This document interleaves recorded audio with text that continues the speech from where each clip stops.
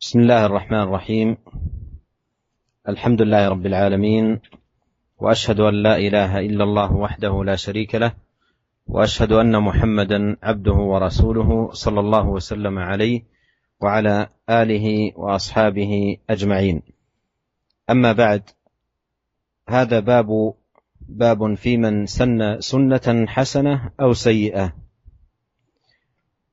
هذا الباب الذي عقده الإمام النووي رحمه الله باب عظيم في الحث على اتباع السنة المأثورة عن النبي عليه الصلاة والسلام، ومن ثم الدعوة إليها ونشرها بين الناس، وحث أيضا على تجنب البدع والأعمال السيئة والبعد عنها، وأيضا في الوقت نفسه تحذير الناس منها. وفي هذا الباب يبين رحمه الله خطورة من يسن في الإسلام وبين الناس سننا سيئة، وفي الوقت نفسه أيضا يبين فضيلة من يدعو إلى سنة النبي الكريم صلوات الله وسلامه وبركاته عليه. أورد أولا قول الله سبحانه وتعالى: والذين يقولون ربنا هب لنا من أزواجنا وذرياتنا قرة أعين واجعلنا للمتقين إماما. وهذه الآية جاءت في ضمن آيات عديدة في أواخر سورة الفرقان في ذكر صفات عباد الرحمن، فذكر جل وعلا من صفاتهم أنهم يدعون الله سبحانه وتعالى ويلحون عليه بالدعاء أن يهب لهم من أزواجهم وذرياتهم قرة أعين، بأن تكون الأزواج صالحات والأبناء صالحين فيكونون قرة عين، بخلاف ما إذا كان الزوج ليست صالحة أو الأبناء فيهم من ليس بصالح، فإنه يكون سببا لضرر الوالد وأذاه وتكدر خاطره. بينما إذا صلح الأولاد وصلح الأهل فهذا من قرة العين في هذه الحياة الدنيا ومن جمال هذه الحياة. فهم يدعون الله سبحانه وتعالى أن يهب لهم من أزواجهم وذرياتهم قرة أعين. وهذا فيه أن صلاح الأهل وصلاح الأولاد وهدايتهم أمر بيد الله سبحانه وتعالى، فكان متأكدا على كل أب على كل أم أن يعنى بالدعاء والإلحاح على الله سبحانه وتعالى بأن يحقق له ذلك. وقوله وجعلنا للمتقين إماما، وهذا موضع الشاهد من سياق الآية: وجعلنا للمتقين إماما، أي أئمة يؤتم بنا ويقتدى. ولا يكون العبد إماما حتى تجتمع فيه صفات الخير لزوما لها ومحافظة عليها وتأدبا بالآداب الفاضلة. فإذا اجتمعت في العبد صفات الخير وأعمال البر صار أهلا لأن يؤتم به وأن يقتدى به. ولا يكون العبد إماما للمتقين حتى يأتم هو بالمتقين قبله، فإذا أتم بالمتقين وأتسى بهم وسار على منهاجهم أصبح أهلا لأن يأتم به من بعده من المتقين.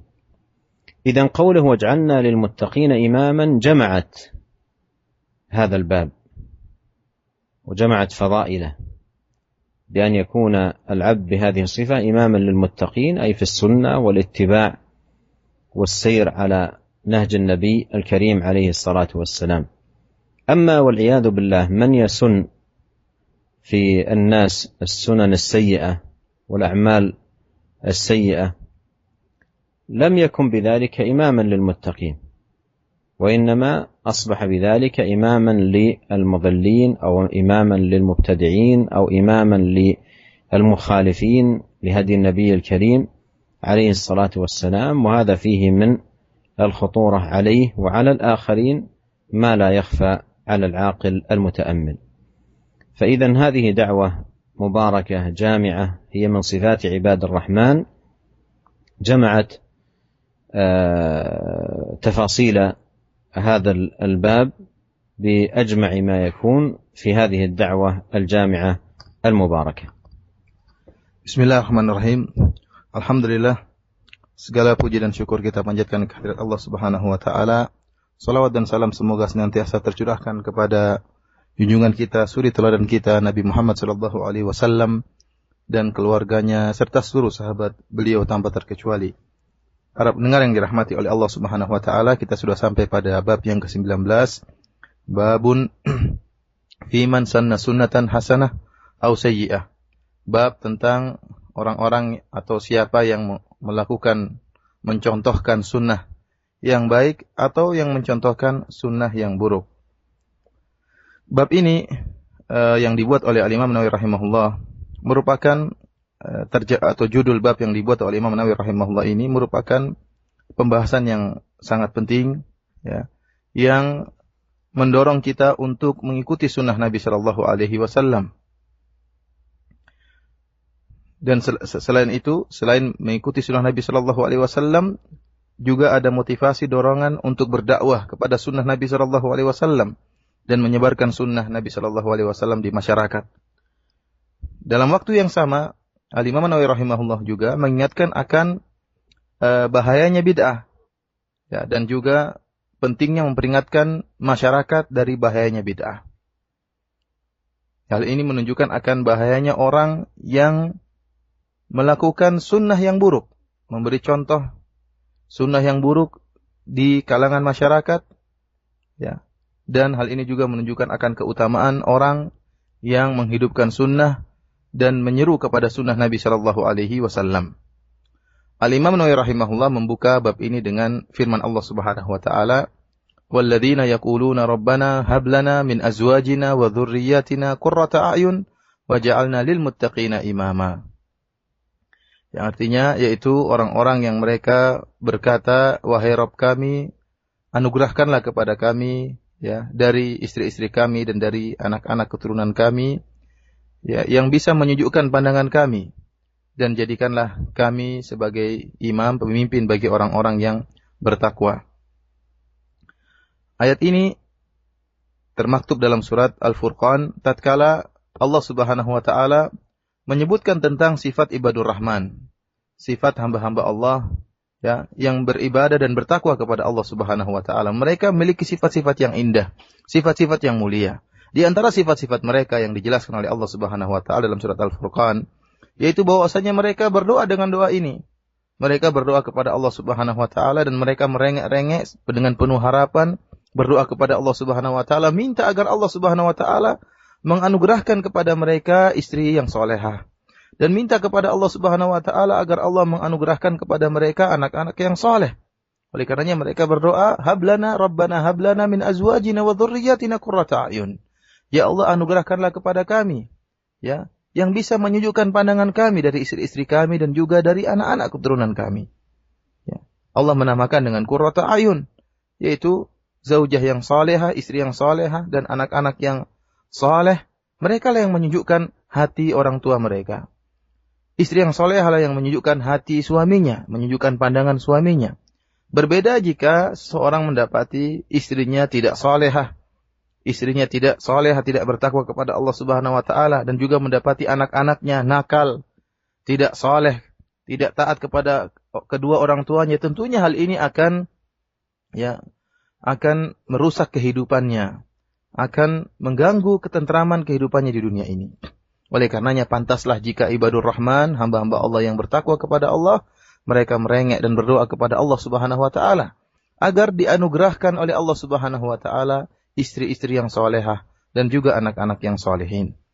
Dari sini kita ketahui para pendengar yang dirahmati oleh Allah Subhanahu wa taala bahwasanya kesolehan seorang istri dan kebaikan atau solehnya anak-anak semuanya di tangan Allah Subhanahu wa taala. Ya. Oleh karenanya penting kita berdoa kepada Allah Subhanahu wa taala karena Allah lah yang menentukan mereka soleh atau tidak. Kita berusaha mendidik, kita berusaha mengajari. Tapi jangan lupa bahwasanya sebab utama anak-anak menjadi soleha dan juga istri menjadi soleha, anak-anak menjadi anak-anak yang soleh, yang taat, yang baik, istri menjadi istri yang soleha, yaitu dengan berdoa kepada Allah Subhanahu wa taala. Al-Imam Nawawi rahimahullah membawakan ayat ini, ya. Beliau maksud dari ayat ini yang tujuan akan kita bahas dalam ayat ini, yaitu firman Allah atau doa mereka, waja'alna lil muttaqina imama. Ya Allah, jadikanlah kami menjadi pemimpin orang-orang yang bertakwa. Imam yaitu pemimpin yang dicontoh, yang diteladani. Dan tidak mungkin seorang hamba menjadi imam, menjadi pemimpin, menjadi teladan, kecuali jika dia telah mengumpulkan sifat-sifat yang baik, melakukan amalan-amalan kebajikan. Jika dia sudah melakukan amalan-amalan kebajikan, maka dia pantas untuk dicontohi, pantas untuk diteladani. Dan tidak mungkin seorang menjadi imam, menjadi pemimpin teladan yang baik, kecuali jika dia telah mengikuti orang-orang yang bertakwa yang sebelumnya. Ya, dia mencontohi orang-orang yang bertakwa sebelumnya. Oleh karenanya firman Allah Subhanahu wa taala, waja'alna lil muttaqina imama, jadikanlah kami orang-orang yang pemimpin bagi orang-orang yang bertakwa. Ini mengumpulkan sifat-sifat tersebut. Ya, seorang imam, pemimpin yang menjadi teladan bagi orang-orang yang bertakwa, yang sebelumnya juga dia telah meneladani orang-orang yang bertakwa sebelumnya. Sehingga dia menjadi imam ya dalam sunnah Nabi Shallallahu Alaihi Wasallam. Dia menjadi teladan dalam mencontohi sunnah Nabi Shallallahu Alaihi Wasallam dan dia berjalan di atas sunnah Nabi Shallallahu Alaihi Wasallam. Ini maksud tujuan Imam Nawawi membawakan ayat ini, mengingatkan bahwasanya seorang hendaknya menjadi imam dalam sunnah Nabi Shallallahu Alaihi Wasallam. Seorang imam, pemimpin, teladan harus berjalan di atas jalannya Rasulullah Shallallahu Alaihi Wasallam, di atasnya manhaj Rasulullah Shallallahu Alaihi Wasallam. Adapun seorang yang membuat sunnah sayyi'ah, ya, membuat perkara yang buruk, mencontohkan kepada masyarakat perbuatan yang buruk, maka dia bukanlah seorang imam bagi orang-orang yang bertakwa. Akan tapi dia akan menjadi seorang imam, pemimpin bagi orang-orang yang ahlul bid'ah, atau pemimpin bagi orang-orang menyelisih sunnah Nabi Shallallahu Alaihi Wasallam. Dan tentunya ini berbahaya bagi dirinya, ya, dan juga berbahaya bagi orang lain. Oleh karenanya para pendengar yang dirahmati oleh Allah Subhanahu wa taala, doa ini ya merupakan doa yang penuh barakah yang pernah diucapkan oleh ibadur rahman, hamba-hamba Allah yang Maha Penyayang, yang mereka berdoa dan merengek-rengek meminta kepada Allah Subhanahu wa taala agar diberikan karunia tersebut, baik istri yang solehah maupun anak-anak yang soleh, maupun menjadi imam, pemimpin bagi orang-orang yang bertakwa. ثم أورد رحمه الله قول الله سبحانه وتعالى في سورة السجدة وجعلنا منهم أئمة يهدون بأمرنا لما صبروا وكانوا بآياتنا يوقنون. وهذه الآية أيضا جامعة في هذا الباب، باب السنة الحسنة، بحيث يكون العبد إماما للمتقين في أعمال البر ومجالات الخير، ولا يكون العبد كذلك إلا إذا اجتمعت فيه 4 صفات ذكرت في هذه الآية.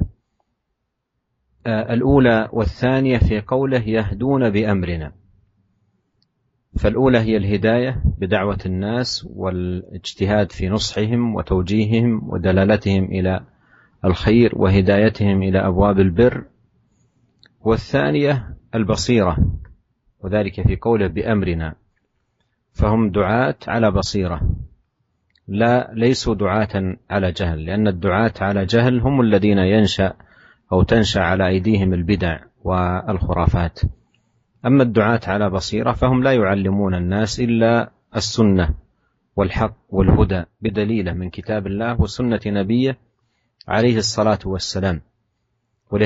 ولهذا قال يهدون بأمرنا، لا أنهم يهدون بأهوائهم أو آرائهم أو عقولهم أو تخرصاتهم أو غير ذلك، وإنما يهدون بأمر الله. والمراد بأمر الله أي شرعه ودينه الذي أنزله على رسوله صلوات الله وسلامه عليه.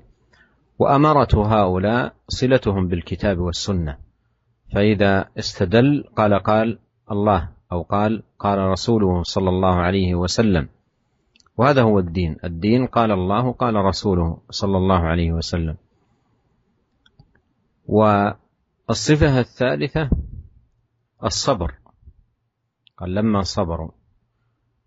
الصبر بأنواعه الثلاثة على طاعة الله وعن معصية الله وعلى أقدار الله المؤلمة، فهم تحلوا بالصبر في الامتثال للمأمور، وتحلوا بالصبر في تجنب المحظور، وتحلوا أيضا بالصبر في الصبر على المقدور، الأمور التي قدرها الله سبحانه وتعالى وكتبها على عباده.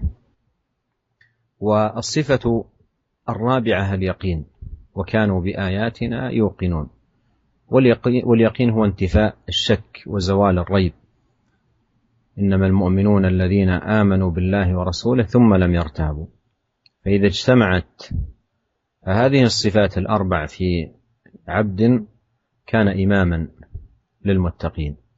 قال تعالى: وجعلنا منهم أئمة يهدون بأمرنا لما صبروا وكانوا بآياتنا يوقنون.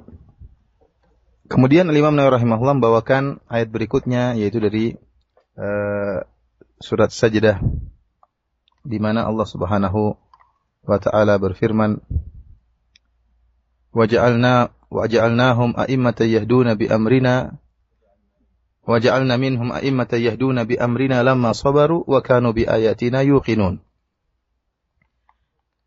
Yang artinya yaitu menjadikanlah di antara mereka, dan kami jadikan di antara mereka para imam, para pemimpin yang mereka memberi petunjuk dengan perintah kami, dan mereka bersabar serta mereka yakin, penuh dengan keyakinan.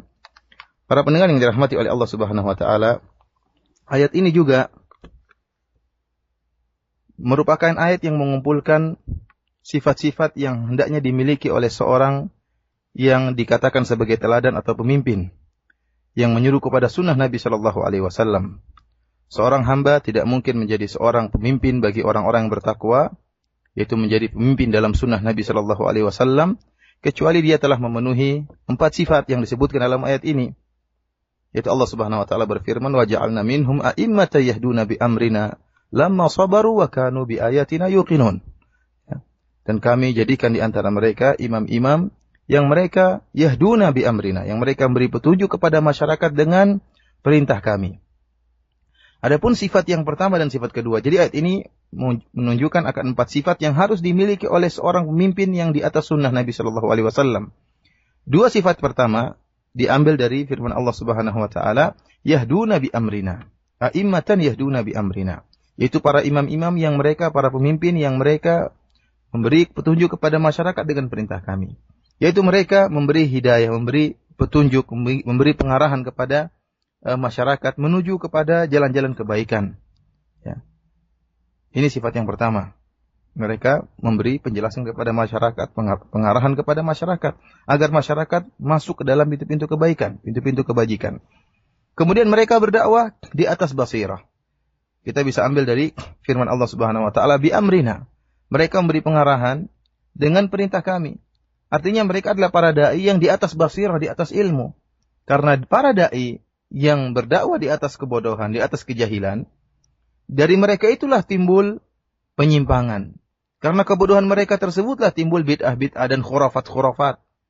Adapun para da'i yang mereka menyuruh dengan perintah Allah Subhanahu Wa Taala, di atas syariat Allah Subhanahu Wa Taala, maka merekalah yang menjelaskan kepada masyarakat tentang sunnah. Mereka yang menjelaskan tentang jalan-jalan kebaikan. Mereka setiap berdakwah menggunakan dalil dari Al-Quran maupun dari sunnah Nabi Sallallahu Alaihi Wasallam. Karena firman Allah bi amrina, di atas perintah kami, yaitu syariat Allah Subhanahu Wa Taala yang Allah turunkan kepada Nabi Sallallahu Alaihi Wasallam. Ciri-ciri para dai tersebut, ya, mereka tidaklah berdakwah kecuali di atas Al-Quran dan sunnah. Setiap mereka berdakwah, mereka menyampaikan suatu pengarahan, mereka mengatakan qala Allah wa qala Rasul. Allah berfirman dan Rasulullah SAW bersabda. Itu ciri-ciri mereka. Adapun para dai yang jahil, ya, mereka tidak jauh mereka dari Al-Quran dan Sunnah, yang mereka timbulkan hanyalah khurafat, hanyalah bid'ah yang tidak ada landasannya dari Al-Quran maupun Sunnah. Adapun sifat ketiga dan sifat keempat, sifat yang ketiga dari firman Allah Subhanahu Wa Taala, lamma sabaru, ya, mereka bersabar. Ya, para dai hendaknya mereka yang menjadi para imam, mereka hendaknya bersabar. sabar dengan bentuk 3 kesabaran yang dijelaskan oleh Allah Subhanahu wa taala, yaitu sabar dalam menjalankan ketaatan kepada Allah Subhanahu wa taala. Mereka menghias akhlak mereka dengan kesabaran dalam menjalankan ketaatan kepada Allah Subhanahu wa taala. Kemudian mereka juga menghiasi diri mereka dengan ketaatan, dengan kesabaran dalam menjauhkan diri mereka dari kemaksiatan. Karena menjauhkan diri dari kemaksiatan butuh kesabaran. Sebagaimana untuk bisa taat kepada Allah butuh kepada kesabaran, demikian juga menjauhkan diri dari kemaksiatan dan godaan juga butuh dengan kesabaran. Dan sabar bentuk yang ketiga, yaitu mereka menghiasi diri mereka dengan kesabaran tatkala mereka menghadapi cobaan-cobaan, musibah-musibah yang menyakitkan mereka. Adapun sifat yang keempat, yaitu yakin. Allah Subhanahu wa taala berfirman, "Wa kanu bi ayatina yuqinun." Dan mereka yakin dengan ayat-ayat kami. Yang dimaksud dengan yakin yaitu hilangnya keraguan, ya, hilangnya kebimbangan, yakin dengan janji-janji Allah Subhanahu wa taala. Innamal mu'minuna alladzina amanu billahi wa rasulihi tsumma lam yartabu. Kata Allah Subhanahu wa taala, sungguhnya orang-orang yang beriman, mereka yang beriman kepada Allah, kemudian apa? Tsumma lam yartabu, kemudian mereka tidak ragu dalam keimanan mereka. Inilah sifat-sifat yang hendaknya dimiliki oleh seorang yang hendak menjadi pemimpin dalam sunnah Nabi sallallahu alaihi wasallam.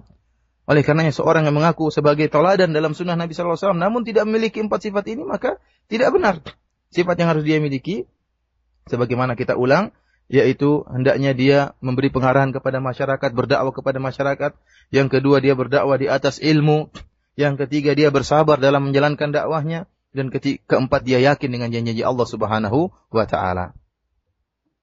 ثم أورد رحمه الله تعالى حديث أبي عمرو جرير بن عبد الله رضي الله عنه قال: كنا في صدر النهار عند رسول الله صلى الله عليه وسلم فجاءه قوم عراة مجتابي النمار أو العباء متقلدي السيوف، عامتهم من مضر بل كلهم من مضر، فتمعر وجه رسول الله صلى الله عليه وسلم لما رأى بهم من الفاقة، فدخل ثم خرج فأمر بلالا فأذن وأقام فصلى ثم خطب فقال: يا أيها الناس اتقوا ربكم الذي خلقكم من نفس واحدة إلى آخر الآية، إن الله كان عليكم رقيبا. والآية الأخرى التي في آخر الحشر: يا أيها الذين آمنوا اتقوا الله ولتنظر نفس ما قدمت لغد. تصدق رجل من ديناره، من درهمه، من ثوبه، من صاع بره، من صاع تمره، حتى قال: ولو بشق تمرة. فجاء رجل من الأنصار بصرة كادت كفه تعجز عنها بل قد عجزت، ثم تتابع الناس حتى رأيت كومين من طعام وثياب، حتى رأيت وجه رسول الله صلى الله عليه وسلم يتهلل كأنه مذهبة. فقال رسول الله صلى الله عليه وسلم: من سن في الإسلام سنة حسنة فله أجرها وأجر من عمل بها من بعده من غير أن ينقص من أجورهم شيء، ومن سن في الإسلام سنة سيئة كان عليه وزرها ووزر من عمل بها من بعد من غير أن ينقص من أوزارهم شيء. رواه مسلم. قال رحمه الله: قوله مجتابي النمار هو بالجيم وبعد الألف باء موحدة، والنمار جمع نمرة وهي كساء من صوف مخطط، ومعنى مجتابيها أي لابسيها قد خرقوها في رؤوسهم، والجوب القطع. ومنه قوله تعالى: وثمود الذين جابوا الصخر بالواد أي نحتوه وقطعوه. وقوله تمعر هو بالعين المهملة أي تغير. وقوله رأيت كومين بفتح الكاف وضمها أي صبرتين. وقوله كأنه مذهبة هو بالذال المعجمة وفتح الهاء والباء الموحدة.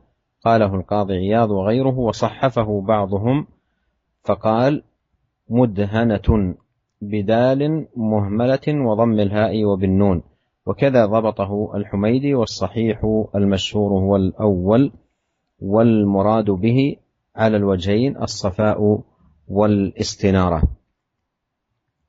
هذا الحديث أيها الإخوة المستمعون الكرام فيه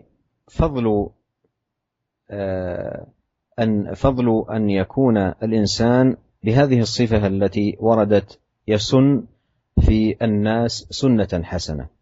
بل إن هذا الحديث فيه شرح وبيان للمراد بقول النبي صلى الله عليه وسلم: من سن في الإسلام سنة حسنة.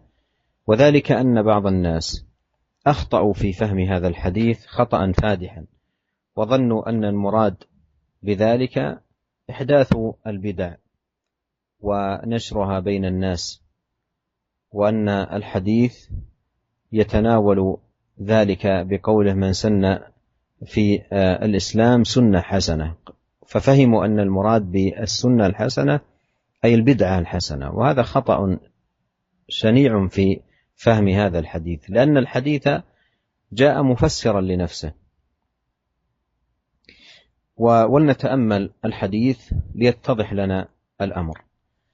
يقول جرير: كنا في صدر النهار أي أوله عند رسول الله صلى الله عليه وسلم، فجاء قوم عراه مجتابي النمار أو العباء، يعني جاءوا بثياب بالية قديمة لا تستر عورات كثير منهم ومخرقة، فقطعوها من أعلاها وأدخلوا فيها رؤوسهم ولم تكن ساترة، ومتقلدي السيوف عامتهم من مضر، بل كلهم من مضر. فتمعر وجه رسول الله عليه الصلاة والسلام، أي تغير لما رأى بهم من الفاقة، أي الفقر والحاجة. فدخل ثم خرج، فأمر بلالا فأذن وأقام، فصلى ثم خطب. وبدأ بآيتين من كتاب الله عز وجل، قول الله سبحانه: يا أيها الناس اتقوا ربكم الذي خلقكم من نفس واحدة وخلق منها زوجها وبث منهما رجالا كثيرا ونساء واتقوا الله الذي تساءلون به والأرحام إن الله كان عليكم رقيبا. ثم أورد قول الله تعالى: يا أيها الذين آمنوا اتقوا الله ولتنظر نفس ما قدمت لغد واتقوا الله. ثم أخذ يحث على الصدقة بما تيسر وإن قل، دينارا أو درهما أو ثوبا أو صاعا من بر أو صاعا من تمر، إلى أن ختم بقوله: ولو بشق تمرة، أي نصف تمرة أو جزء من تمرة، فلا يحقرن عبد من المعروف شيئا. يقول: فجاء رجل من الأنصار بصرة، أي كيس كبير، كادت كفه تعجز عنه، بل قد عجزت، يعني من ثقله، وجاء يحمله وهو ثقيل عليه لا يكاد يستطيع أن يحمله، وجاء وضعه بين يدي النبي صلى الله عليه وسلم. ثم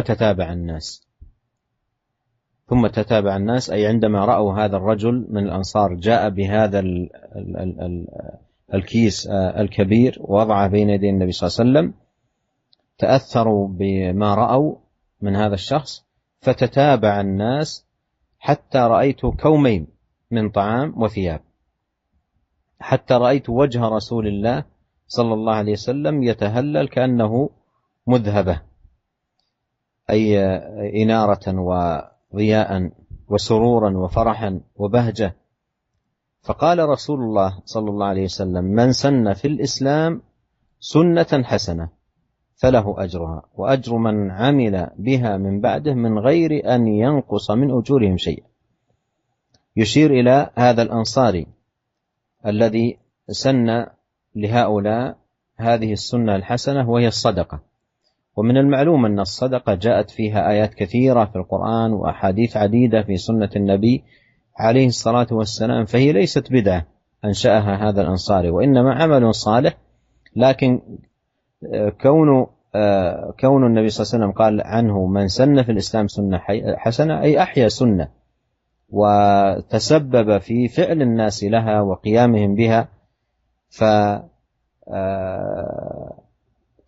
سببا لفعل الناس وقيامهم بهذه السنة، فيكون له أجرهم وأجر كل من يعمل بهذه السنة التي تسبب لهؤلاء في فعلها والقيام بها. أيضا بمقابل ذلك ومن سن في الإسلام سنة سيئة كان عليه وزرها ووزر من عمل بها من بعده من غير أن ينقص من أوزارهم شيء. أيضا هذا في خطورة من يحدث البدع أو يدعو إلى الضلالات والخرافات والباطل، فإنه يكتب عليه وزرها ووزر من عمل بها من بعده لا ينقص من أوزارهم شيء. وهذا المعنى أيضا جاء في القرآن في قوله سبحانه وتعالى إنا نحن نحيي الموتى ونكتب ما قدموا وآثارهم. نكتب ما قدموا أي من عمل، وآثارهم أي آثار أعمالهم، ويدخل في ذلك الأعمال التي دعوا إليها ورغبوا الناس فيها، فإن كانت أعمالا صالحة كتبت لهم، وإن كانت أعمالا سيئة كتبت عليهم. خلاصة القول أن هذا الحديث أيها الإخوة الكرام يدل على أن الأمر أمر ليس بالهين، وأن الدعوة لا بد أن تكون بعلم وبصيرة، مثل ما مر معنا في الآية التي أوردها المصنف رحمه الله وجعلنا منهم أئمة يهدون بأمرنا. فإذا كانت الدعوة بوفق الكتاب والسنة فإنه يكتب له أجر من تبعه إلى يوم القيامة. أما إذا كانت دعوة مبنية على الأهواء أو على الآراء أو على العقول أو على نحو ذلك فإن الإنسان يكتب عليه وزرها ووزر من عمل بها إلى يوم القيامة. Para pendengar yang dirahmati oleh Allah Subhanahu wa taala, kemudian Imam Nawawi rahimahullah membawakan sebuah hadis yang panjang dari Abu Amr Jarir bin Abdullah radhiyallahu taala anhu. Beliau berkata, "Kunna fi sadrin nahar," kami tatkala bersama Nabi sallallahu alaihi wasallam di awal hari, yaitu di pagi hari ya. Tiba-tiba datang sebuah kaum yang urat dalam keadaan telanjang, artinya banyak bagian tubuh yang masih terbuka. Ya, mereka memakai pakaian yang sudah usang, ya, pakaian yang usang dan lama, serta mereka merobek sebagian dari pakaian tersebut untuk agar bisa dipakai, dimasukkan kepala mereka, sambil mereka membawa pedang. Ya. Amatuhum min Mudhar, kebanyakan mereka dari Mudhar, bahkan kata Jarir bin Abdullah seluruhnya dari Mudhar, dari kabilah Mudhar. Fatama'ara wajhu Rasulullah sallallahu alaihi wasallam. Melihat kondisi mereka, maka berubahlah wajah Rasulullah sallallahu alaihi wasallam. Tatkala Nabi sallallahu alaihi wasallam melihat kondisi mereka yang menunjukkan mereka dalam keadaan miskin dan dalam keadaan fakir, butuh dengan bantuan. Fadakhala tsumma kharaja. Maka Nabi sallallahu alaihi wasallam masuk kemudian keluar. Kemudian Rasulullah SAW merintahkan Bilal untuk mengumandangkan azan. Maka Bilal pun mengumandangkan azan, kemudian menegakkan iqamah. Kemudian Nabi SAW pun salat. Setelah itu Rasulullah SAW pun berkhutbah. Maka Rasulullah SAW pun membaca firman Allah Subhanahu Wa Taala, Ya ayuhan nasu taqu rabbakumul ladzi khalaqakum min nafsin wahidah. Wahai orang-orang, wahai manusia, bertakwalah kalian kepada Rabb kalian yang telah menciptakan kalian dari satu jiwa. Hingga akhir ayat, sehingga firman Allah Subhanahu wa taala, "Innallaha kana 'alaikum raqiba." Sungguhnya Allah Subhanahu wa taala sungguh Maha mengawasi kalian. Kemudian Rasulullah sallallahu alaihi wasallam dalam khutbahnya juga membaca ayat yang lain, yaitu firman Allah Subhanahu wa taala, "Ya ayyuhalladzina amanu taqullaha wal tanzur nafsum ma qaddamat lighad wattaqullah." Wahai orang-orang yang beriman, bertakwalah kalian kepada Allah, dan hendaknya setiap jiwa melihat apa yang dia lakukan, dia amalkan untuk esok hari. Wattaqullah, hendaknya kalian bertakwa kepada Allah Subhanahu wa taala. Kemudian Rasulullah sallallahu alaihi wasallam bersabda, "Tasaddaqa rajulun min dinarihi, min dirhamihi, min thawbihi, min sa'i burrihi, min sa'i tamrihi." Hendaknya seorang bersedekah dengan dinarnya atau dirhamnya atau dari pakaiannya atau dari gandumnya atau dari kormanya, sampai Nabi SAW mengatakan dia bersedekah dengan bisyikki tamrah, yaitu dari sebagian kormanya. Maka datanglah seorang dari kaum Ansar dengan membawa sekantong makanan yang hampir-hampir tangannya tidak mampu untuk mengangkat kantong tersebut. Bahkan dia tidak mampu untuk mengangkat kantong yang berisi makanan tersebut. Kemudian orang-orang pun mengikuti perbuatan orang tersebut, seorang Ansar tadi. Maka mereka pun segera mengumpulkan banyak makanan dan pakaian. Sehingga kata Jarir bin Abdullah, sampai aku pun melihat wajah Rasulullah SAW berseri-seri, seakan-akan wajah beliau berwarna kuning keemasan karena ceria dan berseri-seri wajah beliau.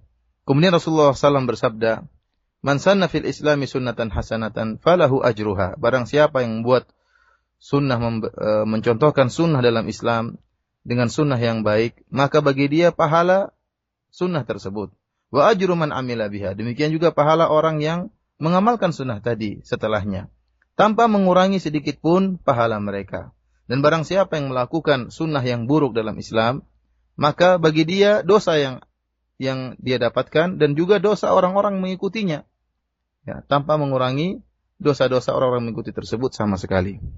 Para pendengar yang dirahmati oleh Allah Subhanahu wa taala, dalam hadis yang panjang ini menjelaskan tentang keutamaan seorang yang memiliki sifat ini, yaitu menghidupkan sunnah Nabi sallallahu alaihi wasallam, menyebarkan sunnah hasanah di masyarakat sehingga masyarakat mengikuti sunnah yang dia contohkan.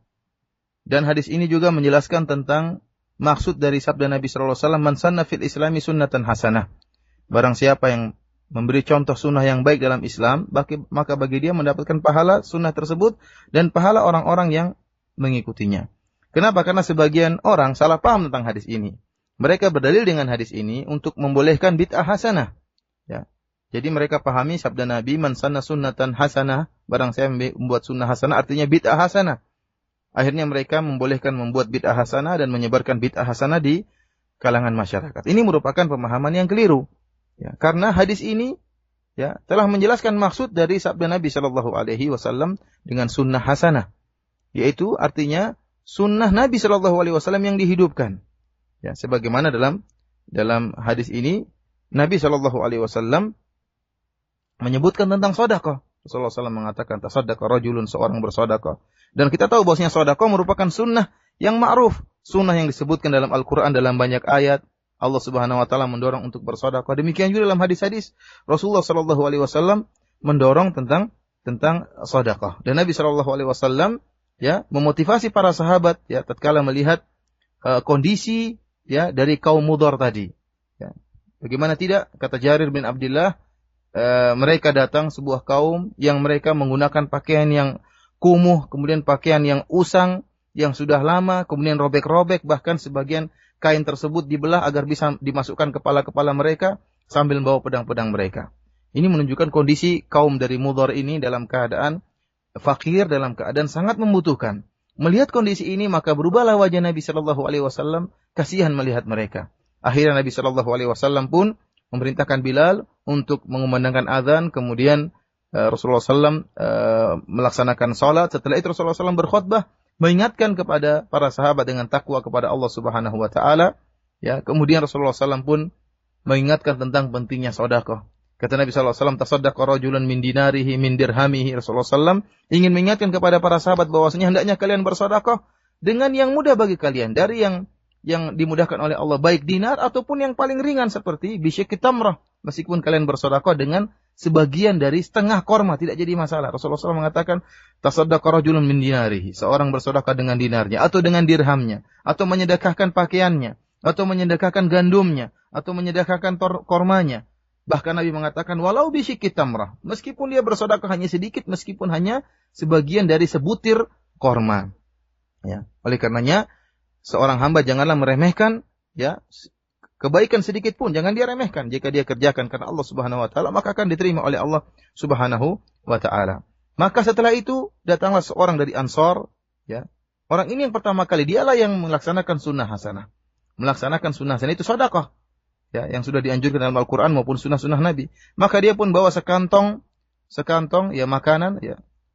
Dia bawa dengan berat sekali karena kantong tersebut berat, sehingga sampai dia tidak kuat mengangkat kantong tersebut.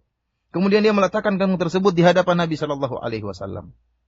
Melihat kondisi ini, para sahabat ya melihat kondisi yang luar biasa yang dilakukan oleh orang ini, sehingga mereka terpengaruh, ingin melakukan apa yang dilakukan oleh orang tadi, yang dicontohkan oleh orang sahabat Ansor tadi. Maka para sahabat pun segera berbondong-bondong untuk ikut bersedekah. Sampai-sampai terkumpulkan tumpukan makanan dan juga tumpukan pakaian-pakaian. Ya, untuk disedekahkan kepada kaum dari Mudhar tadi. Setelah banyak para sahabat mulai bersedekah, maka berubahlah wajah Nabi SAW. Yang tadinya wajah Nabi berubah melihat kesulitan yang dihadapi oleh kaum dari Mudhar tersebut, melihat banyak sedekah yang telah dikumpulkan di hadapan Nabi, maka yatahallalu. Nabi SAW pun wajah beliau berseri-seri. Seakan-akan keluar cahaya keemasan dari wajah beliau karena gembiranya beliau melihat apa yang dilakukan oleh para sahabat. Setelah itu Nabi SAW pun ya menjelaskan tentang keutamaan orang ini, seorang Ansor tadi yang mencontohkan bersedekah. Kata Nabi SAW, "Man sanna fil Islami sunnatan hasanah falahu ajruha." Yaitu barang siapa yang menghidupkan ahya sunnah, barang siapa yang menghidupkan sunnah yang baik, maka bagi dia pahala sunnah tersebut. Demikian juga orang-orang yang mengikutinya. Ya, jadi kalau ada orang yang mengikutinya, dia juga akan mendapatkan pahala orang-orang tersebut tanpa mengurangi pahala orang-orang yang mengikutinya. Dan sebaliknya kata Nabi SAW, "Man sanna fil Islami sunnatan sayyi'ah." Barang siapa yang mencontohkan dalam masyarakat sunnah yang buruk, kana alaihi wizruha, maka dia akan mendapatkan dosa dari sunnah yang buruk tersebut. Wa wizru man amila biha, dan demikian juga dosa orang-orang yang mengikuti dia setelahnya. Para pendengar yang dirahmati oleh Allah Subhanahu wa taala, maka berubahlah wajah Nabi sallallahu alaihi wasallam berseri-seri melihat banyak tumpukan sedekah yang dikumpulkan oleh para sahabat. Dan Rasulullah SAW mengingatkan, barang siapa yang memberi contoh dengan contoh yang buruk, maka bagi dia dosa yang dia lakukan dan juga dosa orang-orang yang mengikuti contoh buruk tersebut. Dan hal ini telah diisyaratkan oleh Al-Quran dalam firman Allah Subhanahu wa taala, "Inna nahnu nuhyil mauta wa naktubu ma qaddamu wa atharahum." Sungguhnya kamilah yang akan menghidupkan orang-orang yang mati, dan kami yang mencatat amal kebajikan yang mereka lakukan, wa atharahum, dan juga dampak dari amalan mereka. Barang siapa yang sebab amalan mereka akhirnya diikuti oleh orang banyak, maka akan dicatat oleh Allah Subhanahu wa taala. Dan sebaliknya, barang siapa yang melakukan keburukan dan merupakan sebab orang-orang lain mengikuti keburukannya, maka itu pun akan dicatat oleh Allah Subhanahu wa taala. Oleh karenanya para pendengar yang dirahmati oleh Allah Subhanahu wa taala, hadis ini menjelaskan tentang pentingnya seorang menghidupkan sunnah Nabi sallallahu alaihi wasallam dan berdakwah di jalan Allah Subhanahu wa taala, menyeru masyarakat kepada sunnah di atas ilmu dan basirah, akan berikan pahala yang besar. Orang-orang yang mengikutinya dia juga akan mendapatkan pahala dari orang-orang yang mengikutinya. Akan tapi jika dakwah tersebut dibangun bukan di atas sunnah, akan tapi di atas bid'ah, ya bukan di atas syariat Allah, bukan di atas syariat Nabi sallallahu alaihi wasallam, akan tapi dibangun di atas hawa nafsu, dibangun atas selera, keinginan, gaya, bukan karena syariat Allah Subhanahu wa taala, maka dakwah tersebut ingatlah pelakunya akan mendapatkan dosa dan juga orang-orang mengikutinya juga akan mendapatkan dosa sebagaimana karena dia yang menyebabkan mereka mencontohinya. ثم ختم الإمام النووي رحمه الله تعالى هذه الترجمة بحديث ابن مسعود رضي الله عنه أن النبي صلى الله عليه وسلم قال: ليس من نفس تقتل ظلما إلا كان على ابن آدم الأول كفل من دمها، لأنه كان أول من سن القتل، متفق عليه. وهذا الحديث فيه خطورة كون الإنسان يسن في الناس سنة سيئة، لأنه سيبوء بإثمها وإثم من يعمل بها إلى يوم القيامة، لكونه تسبب في ظهور هذه السنة والسيئة وبروزها بين الناس وانتشارها بينهم، فيكون له إثم كل عامل بذلك. ومن أوضح الدلائل على ذلك أن النبي صلى الله عليه وسلم أخبر في هذا الحديث أنه ليس من نفس تقتل ظلما، أي على امتداد الزمان إلى يوم القيامة، إلا كان على ابن آدم الأول الذي هو قابيل لما قتل أخاه هابيل كفل من دمها، أي حظ ونصيب من دمها، لأنه كان أول من سن القتل. فلكونه الأول في سن القتل بين الناس أصبح كل قاتل يقتل آخر ظلما يبوء قابيل بكفل من دم المقتول، أي ظلمه بالقتل بسبب كونه أول من سن القتل. فالحديث فيه شاهد على خطورة كون الإنسان والعياذ بالله يسن في الناس سنة سيئة، ونسأل الله الكريم أن يوفقنا أجمعين لكل خير، وأن يمن علينا بالعلم النافع والعمل الصالح، إنه سميع قريب مجيب، والله أعلم. وصلى الله وسلم على عبده ورسوله نبينا محمد وآله وصحبه. Kemudian Al-Imam rahimahullah membawakan hadis yang terakhir dari Ibnu Mas'ud radhiyallahu taala anhu, bahwasanya Nabi sallallahu alaihi wasallam bersabda, "Laisa min nafsin tuqtal zulman," tidaklah satu jiwa pun terbunuh dalam keadaan dizalimi, illa kana ala ibni Adam al-awwal kiflun min damiha, kecuali atas anak Adam yang pertama mendapatkan bagian dari dosanya. Li'annahu kana awwala man sannal qatl, karena dialah yang pertama kali mencontohkan pembunuhan. Hadis ini muttafaqun alaih, riwayat Imam Bukhari dan Imam Muslim. Para pendengar yang dirahmati oleh Allah Subhanahu wa taala, hadis ini menunjukkan akan bahayanya orang yang mencontohkan sunnah yang sayyi'ah, ya, mencontohkan perbuatan yang buruk, apalagi sampai menyebarkan bid'ah di kalangan masyarakat. Ya, jika bid'ah tersebut atau sunnah yang buruk tersebut diikuti oleh masyarakat, maka dia akan mendapatkan memikul dosa orang-orang yang mengikutinya sampai kapan? Sampai hari kiamat. Dan di antara dalil yang paling tegas akan hal ini yaitu hadis yang tadi kita bawakan, bahwasanya tidaklah satu jiwa pun yang dibunuh dalam keadaan dizalimi kecuali anak Adam, yaitu Qabil yang telah membunuh Habil. Si Qabil ini juga akan mendapatkan menanggung dosa karena dialah yang pertama kali memberi contoh pembunuhan. Sehingga siapa saja yang mengikuti perbuatannya sampai hari kiamat, ya, maka dosa-dosanya juga akan dipikul oleh Qabil yang telah pertama kali memberi contoh pembunuhan terhadap saudaranya Habil. Demikianlah para pendengar yang dirahmati oleh Allah Subhanahu wa taala, kajian kita pada kesempatan kali ini. Semoga bermanfaat dan semoga kita bisa mengamalkannya. Wabillahi taufiq wal hidayah. Assalamualaikum warahmatullahi wabarakatuh.